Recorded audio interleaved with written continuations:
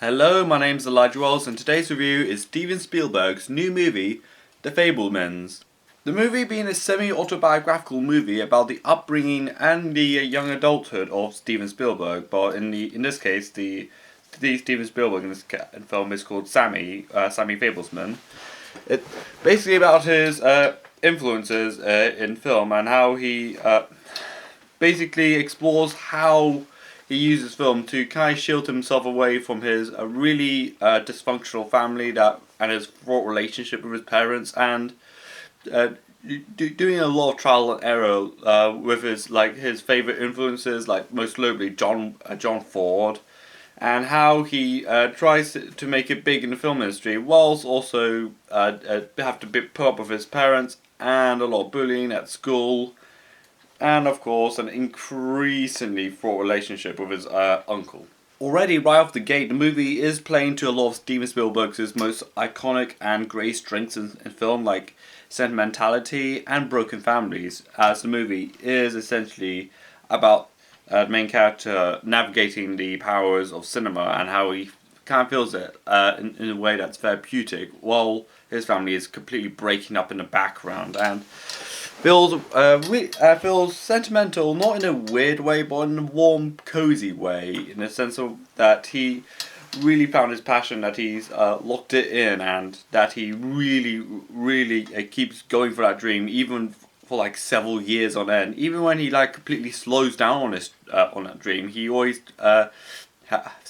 ends up accidentally finding motivation from his girlfriend and some members of the family to pick himself up back up again and continue filming, which I thought was an extremely neat and extremely fascinating way of how he particularly tackled this movie.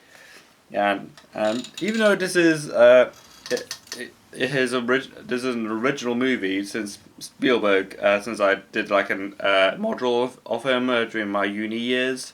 It's basically his original work rather than some adaptation, which he's almost fundamentally known for. Like, he's been developing this since the early 2000s, late 90s, and stalled it until his parents unfortunately passed away within the past like 5 or so years. And of course, being COVID that happened like a couple of years ago, he thought maybe I could like bring this up and express my childhood to the rest of the world. And what he did was extremely exquisite, very beautiful and very engaging at best. Even the cast do a great performance in the movie, like Gabriel LaBelle as Sammy, even though, again, a little-known actor in this compared to all the actors in this movie. I believe he has a very strong and very promising career ahead of him. Particularly, he has done a brilliant performance as Sammy in the movie, and as well as Michelle Williams and Paul Dano, who play his parents, as their relationship towards each other and their marriage literally disintegrates, almost like it's a slow motion car crash. Like, the moment it falls apart, it really falls apart, and of course the wreckage, it does pretty much knows no bound, as it completely affects the entirety of the family and his dynamics and his relationship with his parents. And there's also Seth Rogen, who plays Paul Dano's friend at work, who Paul Dano's character is a computer scientist, while Michelle Williams is just say a piano player who, on occasions, usually helps out with a local television company, who starts off as a very close worker with Paul Dano, and of course being a almost like an uncle figure to Sammy, until Sammy does learn some very unfortunate things about him and Michelle Williams' character that we'll just say makes his relationship with Seth Rogen's character really sour and pre-thought to begin with. And it's also the role that got Oscar nominated, being Judd Hosel, if I mispronounced his surname, I apologise, who plays as the grand uncle who gives Sammy a lot of motivation to keep going, as he was a former animal wrangler. He works in the circus, he worked in the film industry, despite the fact he was only surprisingly in the movie for something like 5 or so minutes. But I really wish he could have popped up a little bit more in the movie. We already see Sammy in his childhood, a person that was brimming with imagination, particularly when he was filming his little Asian camcorder, where he's filming like a recreation of the scene, The Greatest Show on Earth, where the train like crashes into a car and then into another train. So he does that, but with a toy car and a Noah's Ark as well. Then his imagination just balloons and balloons, like he hides a skeleton in the closet to scare his sisters. Makes a short film about a very evil dentist from the looks of it. Makes a film about money, about like Egyptian mummies. And particularly when he grows up a lot more mature and has a lot more finance and a lot more budget, he makes almost like a World War II epic and gives some really pointed directions to one of the actors. Like, you just saw your entire family like die in front of you. Like, he also kind of links back to his already really damaged relationship with his parents, as their divorce was pretty much evident at this point. And even when he's doing something, filming something pretty mundane, like seeing his mother like dance in front of a car while campfire was going on, and also filming the colleges like Spring Break, which again he does use a lot of music and use like old techie editing stuff really well, and he does use it and utilizes it in a very genius way. Even though I do all my editing digitally, so I'm kind of slightly missing out a little bit. So I'm a titty bit jealous.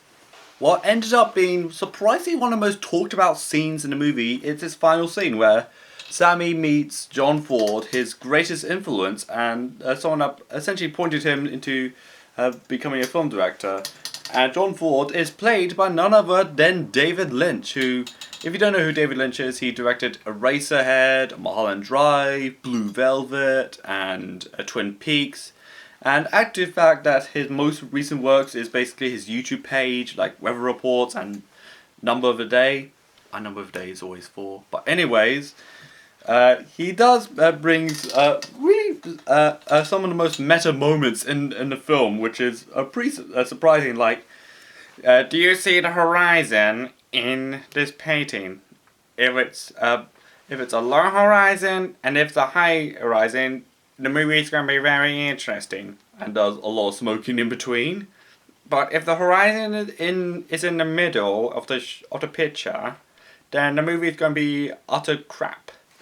Then the movie, only like a couple minutes later, the final shot particularly, is when Sammy's like walking down the studio aisles, and of course the horizon of the shot is of course in the middle, and I kid you not, the camera, like this, readjusts itself to be basically the horizon be on the lower end of the screen. Like, the camera literally just crudely readjusts itself, like what I'm doing now with this camera right here, which I believe which is just a brilliant moment, and not in a way to make it, oh, let's make it quirky. I think it's just a really brilliant, almost like a 4/4 break, but from behind the walls essentially, like from Spielberg himself, but not from any of the characters on screen, which does do the film like even great justice, since it is a love letter to cinema. And even the discussions of Fabelmans' Jewish heritage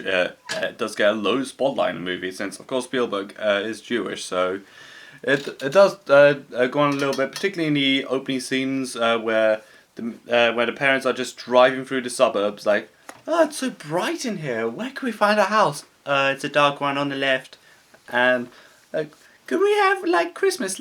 Can we have lights for Hanukkah? Like, no, Jews are not allowed to have Christmas lights. Michelle Williams jokingly tells the kid.